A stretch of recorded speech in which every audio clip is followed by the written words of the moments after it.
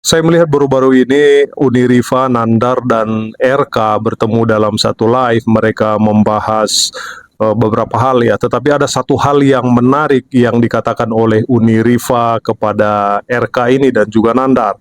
Yuk simak videonya. Belum mulai, besok belum mulai sebentar, sih. sebentar malam kita berdua ya. Jangan kabur kamu. Aku preman lah kau sedikit dulu. Jangan kabur kau nanti malam nanti ya.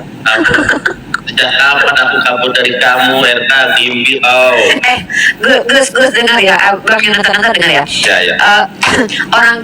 Teman kita tuh butuh teman-teman Kristen kayak RK ini loh, Iya, yang benar. mau diskusi. Karena gini, jujur aja ya, aku tuh muak tau kayak diskusi-diskusi barbar, diskusi-diskusi nggak jelas itu nggak ada poin tapi yang ada hujatan tuh aku muak sebenarnya.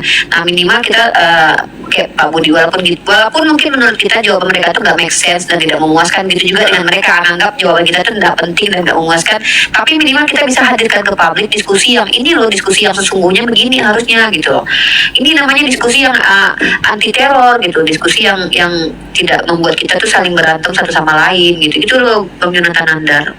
Ya. Dalam live TikTok baru-baru ini Uniriva dan RK dan Yonatan Nandar bertemu ya. Ada beberapa perkataan Riva yang ingin saya bahas dalam video kali ini. Nah, yang pertama, diskusi lintas agama menghujat orang beda keyakinan. Nah, kalau beberapa saya melihat dalam live debat lintas agama itu banyak yang menghujat ya, apalagi berbeda keyakinan. Nah, apalagi yang kolom-kolom komentar yang di bawah, coba kalian perhatikan ya.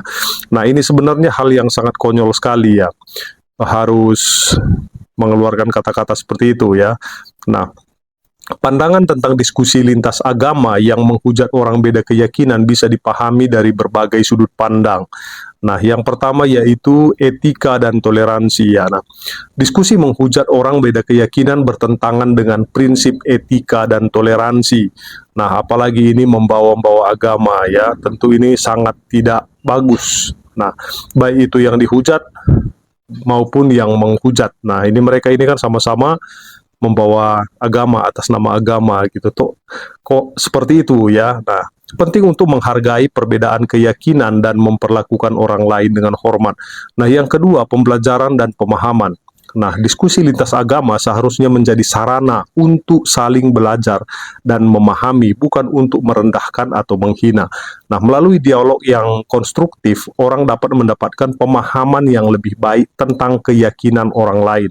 Nah, banyak hal yang kita lupa di dalam diskusi agama adalah kita itu seharusnya mendapatkan suatu pelajaran, bukan merubah keyakinan kita. Jadi jangan kita terlalu fobia, ya jangan kita takut untuk berdialog dengan beda agama. Nah, supaya menambah pemahaman kita, nah tentang agama yang berbeda. Nah, dan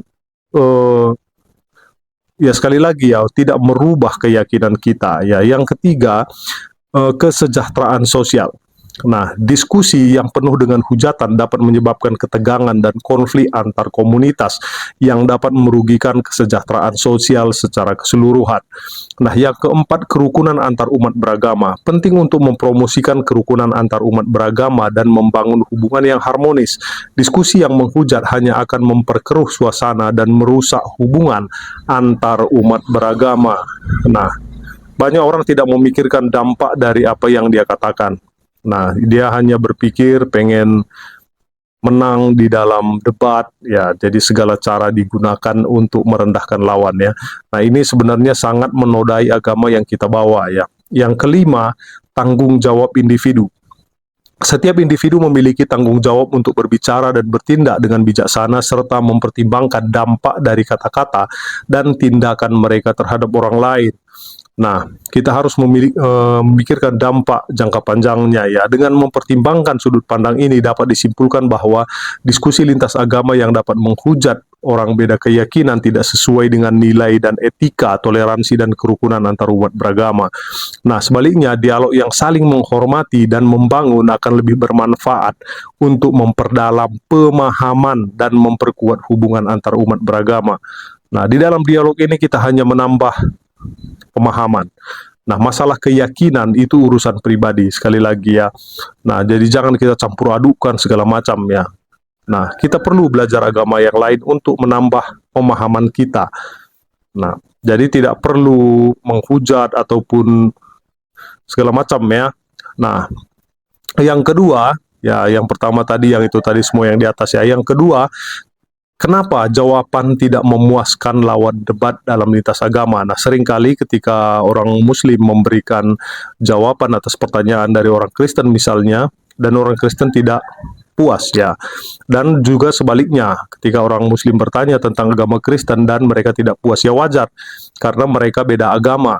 Nah, kalau dia puas dan dia setuju, nah tentu dia itu sudah bukan agamanya lagi ya. Misalnya ketika ada orang Kristen bertanya ke orang Muslim misalnya dan jawaban itu sangat memuaskan, nah dia itu udah langsung bisa jadi mualaf itu.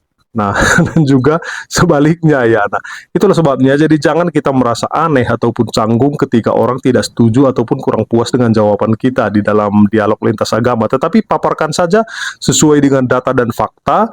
Kalau masalah mereka tidak puas dan sebagainya, ya itu urusan mereka ya. Yang penting kita santun, saling menghargai. Intinya, poinnya harus kita ambil adalah wawasan kita bertambah.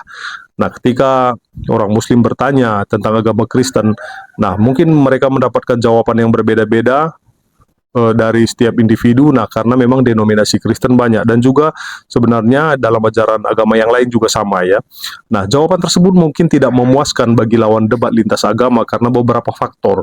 Nah, faktor yang pertama yaitu kurangnya empati. Nah, jawaban tersebut mungkin terkesan kurang memahami perspektif lawan debat dan tidak mengakui atau memahami kekhawatiran atau keyakinan mereka. Nah, poin kedua, ketidakpuasan informasi. Nah, lawan debat mungkin merasa jawaban tersebut tidak memberikan informasi yang memadai atau mendalam tentang topik yang ditanyakan ataupun yang sedang dibahas. Nah, yang ketiga, tidak menyentuh inti permasalahan. Nah, jawaban tersebut mungkin tidak menjangkau inti dari pertanyaan atau permasalahan yang diajukan oleh lawan debat. Nah, sehingga tidak memuaskan orang yang bertanya. Nah, poin yang keempat, tidak mencapai kesepakatan.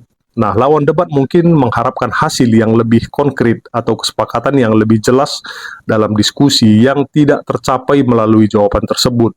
Nah, ini juga bisa menjadi alasan mereka tidak puas ya. Yang kelima, kurangnya respek atau toleransi. Nah, lawan debat mungkin merasa bahwa jawaban tersebut tidak menghormati atau menerima keyakinan mereka, sehingga tidak memuaskan.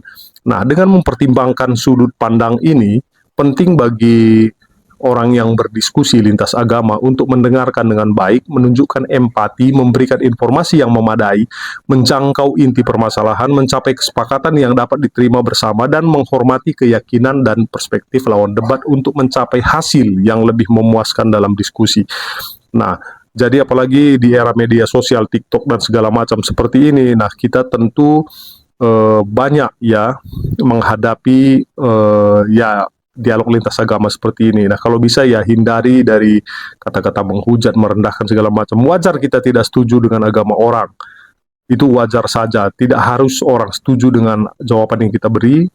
Nah, dan kita juga tidak harus merubah keyakinan kita dengan jawaban yang orang lain beri gitu. Nah, itu hanya menambah wawasan kita. Oh, ternyata agama ini seperti ini ya. Oke.